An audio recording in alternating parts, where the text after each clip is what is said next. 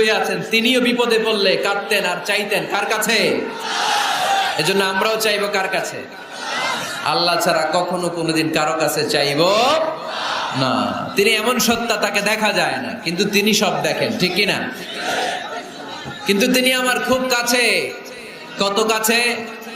আমার বাবা আমার যত কাছের, তার চেয়েও আমার বেশি কাছের আমার আল্লাহ। আমার মা আমার যত কাছে, আমার তার চাইতে বেশি কাছে কে?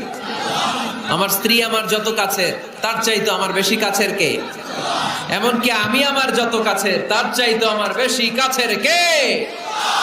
এজন্য রব্বুল আলামিন বলেন, وَإِذَا سَأَلَكَ عِبَادِي عَنِّي فَإِنِّي قَرِيبٌ أُجِيبُ دَعْوَةَ الدَّاعِ إِذَا دَعَانِ فَلْيَسْتَجِيبُوا لِي وَلْيُؤْمِنُوا بِي لَعَلَّهُمْ